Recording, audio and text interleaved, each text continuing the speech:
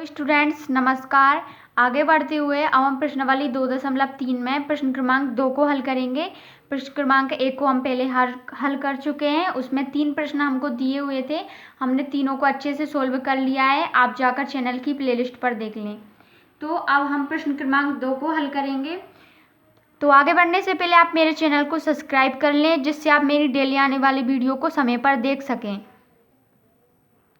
तो अब हम प्रश्न नंबर 2 को हल करेंगे, जिसमें हमें दिया है पहले बहुपद से दूसरे बहुपद को भाग करके जांच कीजिए कि क्या प्रथम बहुपद द्वितीय बहुपद का एक गुणनखंड है।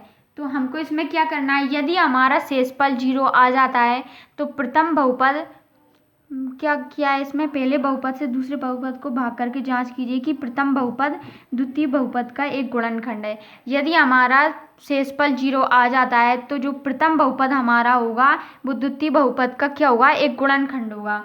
तो आइए अब हम इसको सोल्व करते हैं। मैंने आपको इसको सोल्व करने की पहले भी विधि बताई है, सेम वही प्रोसेस है। हम इसको फिर से सोल्व करते हैं। तो सबसे पहले हमको यहाँ पर पहले पद को देखना है और यहाँ पर पहले पद को देखना है। तो इसके पास क्या है, 2t4 और इसके पास क्या है, t2। तो सबसे पहले तो इसके पास 2 की कमी है, तो उस हम कमी को यहाँ पर लिख देते हैं। तो अब इसके पास क्या है, t4 है, लेकिन इसके पास t2 है। तो कितने की कमी हुई, t2 की कमी हुई। तो हम उसे भी कमी को यहाँ पर लिख देंगे, t2। तो अब इसका गुणा इससे भी होगा और इससे भी होगा। तो आइए अब हम गुणा करते हैं। जब 2t वर्ग का गुणा t वर्ग से होगा तो ये क्या होगा, 2 एकम 2, और t वर्ग का गुणा जब t वर्ग से होगा तो गुणा करने पर घातें जो होती हैं वो जुड़ जाती हैं। तो 2 और 2 4, तो 2t4 ये होगा। अब इसका गुणा इससे भी होगा तो 3, ये किसका है, जब कोई भी चिन्ह नहीं लगा होता है तो हम उसे प्लस की संख्या मानते हैं। तो ये क्या है, प्लस का 2 है और ये क्या है, माइनस का 3 है। तो सबसे पहले प्लस माइनस का जब गुणा होता है तो हमेशा हमको माइनस ही प्राप्त होता है। और 3 दूनी 6 और टी वर्ग एकम टी वर्ग है तो टी वर्ग लिख देंगे। अब हमने ये लिख दिया है।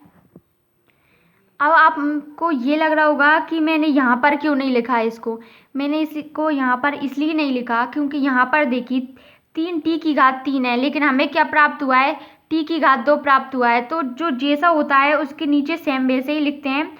अगर हमें 3t3 प्राप्त होती तो हम इसके नीचे लिखते, लेकिन हमको घात 2 प्राप्त हुई है इसलिए हम इसके नीचे लिखेंगे, जिससे हमको घटाने में आसानी होगी, सवाल करने में भी आसानी होगी।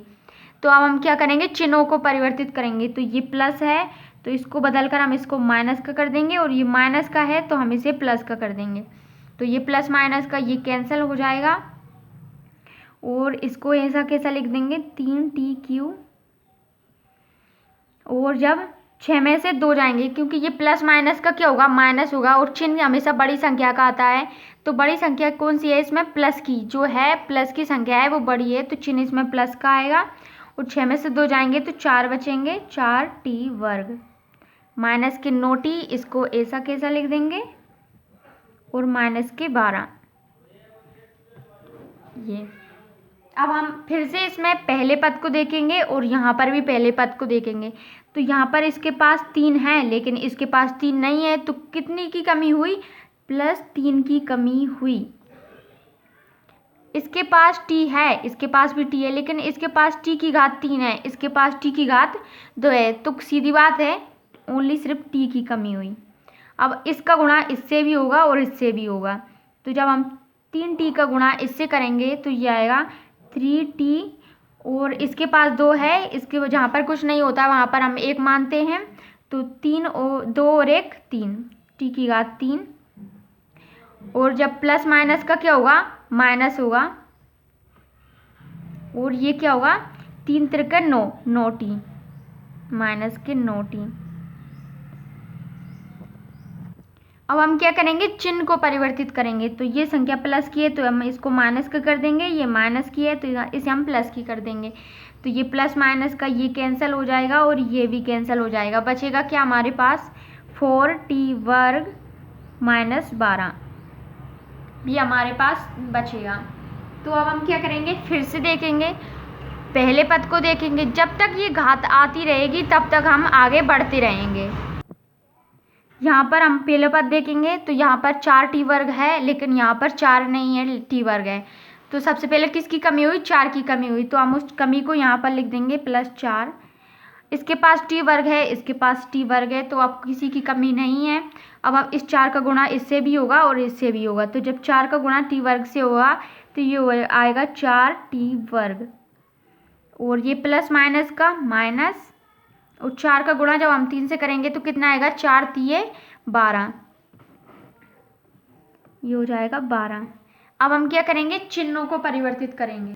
ये प्लस का है तो हम इसे माइनस का कर देंगे, ये माइनस का है तो इसे प्लस का कर देंगे, और ये प्लस माइनस का ये भी कैंसिल और ये भी कैंसिल, और अतः हमको शेषफल क्या प्राप्त होगा?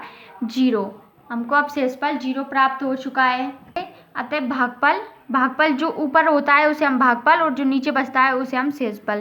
तो हम लिखेंगे अतः भागफल हमको क्या प्राप्त हुआ? भागफल बराबर 2t वर्ग प्लस 3t प्लस 4, और शेषफल क्या प्राप्त हुआ? 0। तो ये हमारा पूरा सोल्व हो चुका है। ये हमने इसको पूरा सोल्व कर दिया है, ये हमारा पूरा सोल्व हो चुका है। तो आप क्या करें? क्रम से अध्ययन करें और चैनल की प्लेलिस्ट पर जाकर पढ़ें।